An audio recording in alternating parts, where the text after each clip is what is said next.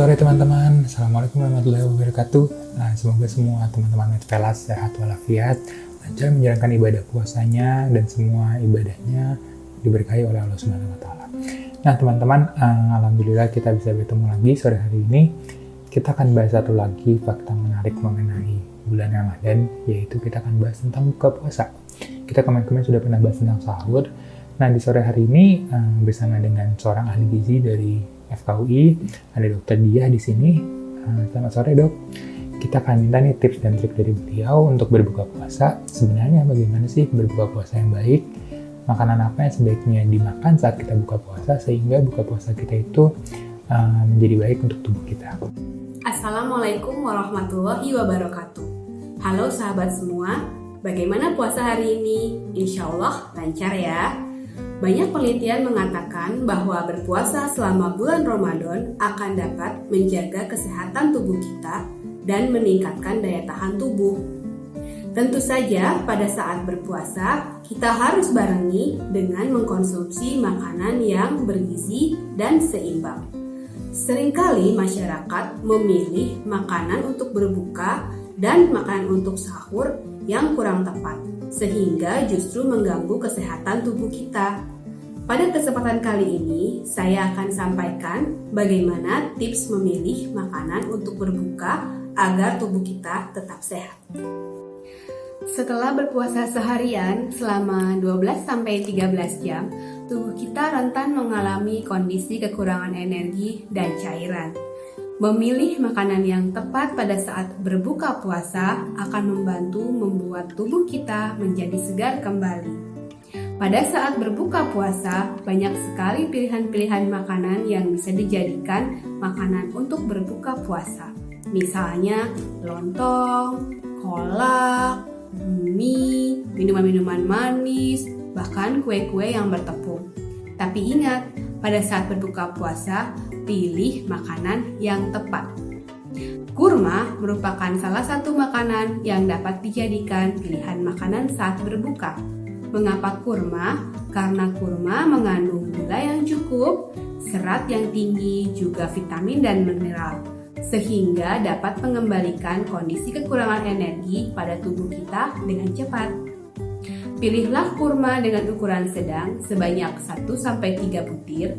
Pilih yang agak keras dan jangan yang lembek dan berair. Apabila kurma tidak dapat ditemui, banyak juga pilihan makanan-makanan lain untuk berbuka, misalnya buah-buahan. Mengapa kita pilih buah-buahan? Karena buah-buahan tinggi serat dan cairannya cukup banyak.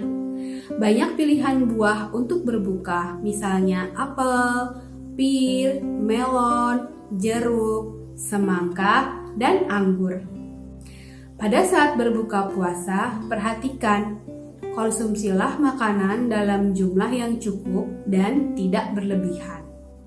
Bagaimana dengan kolak, kue-kue, atau minuman-minuman yang manis? Bila tidak ada kondisi yang mengganggu seperti penyakit diabetes, kegemukan, atau penyakit lainnya, kita bisa pilih makanan-makanan tadi, namun jumlahnya tidak berlebihan. Saat berbuka puasa, kita harus perhatikan bahwa kita harus minum cairan dalam jumlah yang cukup. Pilihan minuman sangat banyak pada saat berbuka puasa. Sirup, teh manis, es campur, dan lain sebagainya. Saat berbuka puasa, sebaiknya pilih minuman dengan suhu yang tidak terlalu dingin atau terlalu panas. Karena suhu yang hangat akan menyebabkan tubuh kita akan lebih cepat beradaptasi sehingga akan terasa lebih segar. Minuman bersoda dan berkafein sebaiknya dihindari saat berbuka puasa. Bagaimana dengan makanan yang digoreng? Banyak sekali gorengan atau bahkan makanan-makanan yang berlemak tinggi yang seringkali dijadikan pilihan makanan saat berbuka. Gorengan dan makanan berlemak tinggi akan meningkatkan asupan lemak berlebih dalam tubuh kita. Asupan lemak yang berlebih dapat membahayakan kondisi tubuh kita rentan terhadap resiko-resiko untuk menjadi kenaikan berat badan atau resiko penyakit-penyakit lainnya. Makanan yang berlemak tinggi dan digoreng juga akan menyebabkan perut kita terasa kembung, sehingga akan menyebabkan tubuh menjadi tidak nyaman. Panduan berikutnya adalah kunyah makanan perlahan-lahan. Jangan terburu-buru dan ambil porsi secukupnya. Ya dok, setelah kita buka puasa, tadi kan kita sudah berbuka dengan yang manis ya dok, dan menghindari makanan gorengan, lalu menghindari makanan berlemak. Sebaiknya kapan ya dok kita makan berat saat setelah berbuka puasa? Apakah langsung setelah puasa ataukah setelah tarawih? Dan apakah ada rekomendasi dok untuk makanan berat yang kita makan, sebaiknya kecukupan gizinya seperti apa ya dok? Setelah selesai melaksanakan sholat maghrib, kita dapat mengkonsumsi makanan yang lengkap. Tentu saja makanan yang lengkap adalah makanan yang bergizi dan seimbang. Departemen Kesehatan telah mengeluarkan panduan bagaimana cara makan yang tepat, bergizi dan seimbang yang dikenal dengan isi piringku. Berikut adalah contoh panduan makan yang tepat. Dalam setiap kali makan, dalam setiap piring kita terdapat semua zat gizi yang diperlukan oleh tubuh, yaitu karbohidrat, protein, serta vitamin dan mineral. Makanan sumber karbohidrat contohnya adalah nasi putih. Nasi merah juga dapat dijadikan pilihan sebagai sumber karbohidrat. Lalu dilanjutkan dengan makanan sumber protein. Ada dua makanan sumber protein, ada protein hewani serta protein nabati. Protein hewani yang dianjurkan contohnya adalah ayam tanpa kulit, ikan, atau telur. Sedangkan protein nabati contohnya adalah tahu, tempe, atau kacang-kacangan.